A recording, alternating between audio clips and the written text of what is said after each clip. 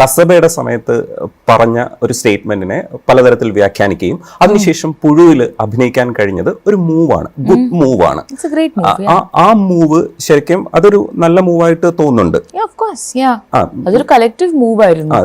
ഹർഷദ്ക്ക് അത് എഴുതുന്നതും മമ്മൂട്ടിയെ പോലെ ഗ്രേറ്റ്, ഞാൻ എന്നും പറഞ്ഞിട്ടുള്ളതാണ്, എക്സംപ്ലറി ആക്ടർ എന്നാണ് ഞാൻ അന്ന് ഉപയോഗിച്ച വാക്ക്.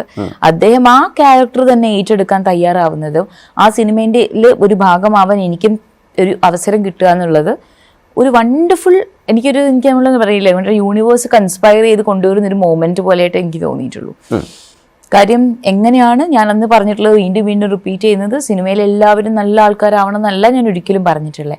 പക്ഷെ തെറ്റായിട്ടുള്ള വ്യക്തികളെ എങ്ങനെയാണെന്നുള്ളത് കാണിക്കുമ്പോൾ അത് ഗ്ലോറിഫൈ ചെയ്യാതെ കാണിക്കാൻ പറ്റും എന്നുള്ളതിനൊരു ടെസ്റ്റമെന്റ് ആണ് പുഴു എന്ന് പറഞ്ഞ സിനിമ. അതിനോടുള്ളൊരു സബ് ക്വസ്റ്റ്യൻ എന്ന് പറയുന്നത് വേറൊരു കോൺട്രാസ്റ്റിലുള്ളൊരു ചോദ്യമാണ്. അത് അങ്ങനെ തന്നെ കേൾക്കണമെന്നുള്ളത് കൊണ്ടാണ് അത് കോൺട്രാസ്റ്റ് അങ്ങനെ പറയുന്നത്. ഈ പുഴുവില് നായകനായിട്ട് കൊണ്ടുവരുന്നത് ഒരു മമ്മൂക്കയ്ക്കെതിരായിട്ട് നായകൻ, ശരിക്കും അത് നായകൻ ആരാണെന്ന് ചോദിച്ചാൽ അപ്പുണ്ണി ചെയ്ത ക്യാരക്ടർ ആയിരിക്കണം നായകനായിട്ട് വന്നേക്കുന്നത്, നിങ്ങളുടെ പേരായിട്ട് അഭിനയിച്ച അപ്പുണ്ണി ശശി കൊണ്ടുവന്ന ക്യാരക്ടർ.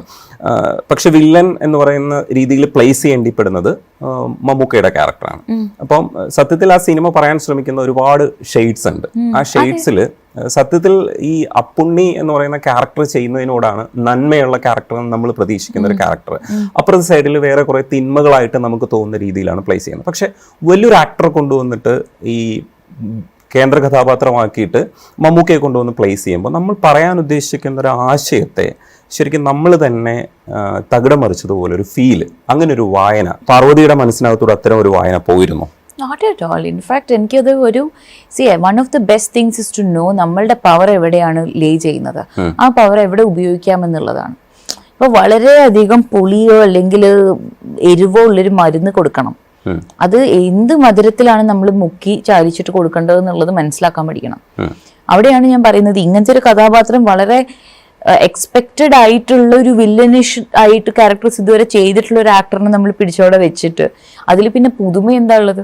ഏറ്റവും കൂടുതൽ ഞാൻ പറയണ 70 to 90% വില്ലന് സ്പേസ് കൊടുത്തിട്ട് അപ്പൊ എന്താ പറ്റാന്നറിയോ, നമുക്ക് ഇഷ്ടപ്പെടുന്ന ഒരു നടൻ, ഇഷ്ടപ്പെടുന്ന ഒരാള്, അപ്പൊ അയാളോട് നമുക്ക് സ്വാഭാവികമായിട്ടും ആദ്യത്തെ 2-3 ഫ്രെയിമിൽ ഇഷ്ടം തന്നെയാ തോന്നുക. പക്ഷെ അയാളുടെ ഓരോരോ ചെയ്തിയിലും നമുക്കാണ് കൊള്ളുന്നത്. ഇയാളെന്താ ഇങ്ങനെ ചെയ്യുന്നത്, ഇയാളെന്താ ചെയ്യുന്നത്, എന്താ ഇങ്ങനെ ചെയ്യുന്നത്, അത് അയാൾ നല്ലതാണ്, പക്ഷെ ഇയാളിപ്പോൾ ചെയ്യുമ്പോൾ അതിലുണ്ടാവാൻ പോകുന്ന കാര്യം എന്ന് വെച്ചാൽ നമ്മളുടെ ഉള്ളിൽ തന്നെയാണ് ഈ തോന്നലുകൾ മാറുന്നത്. അതിനൊരു ട്രോജൻ ഹോഴ്സ് ടെക്നീക്ക് എന്ന് പറയാം. നമ്മൾ ഉണ്ടാക്കി കൊടുക്കുന്ന ഒരു ഹോഴ്സാണ്, പക്ഷെ അതിന്റെ ഉള്ളിലുള്ളത് ഒരു വാർഫെയർ ആണ്, അതിന്റെ ഉള്ളിലുള്ള ഭടന്മാരാണ് എന്നുള്ളതാണ്. അപ്പം മമ്മൂക്കേനെ അവിടെ പ്ലേസ് ചെയ്യുന്നതും ഇതേപോലെ ഒരു വളരെ ഒരു രീതിയിലും കുട്ടൻ എന്ന് പറഞ്ഞ കഥാപാത്രത്തിന് ഒരു ചിന്തയുമില്ല, അയാൾ ചെയ്യുന്നത് ശരിയാണെന്ന് വിശ്വസിച്ച് ജീവിക്കുന്ന ആളാണ്.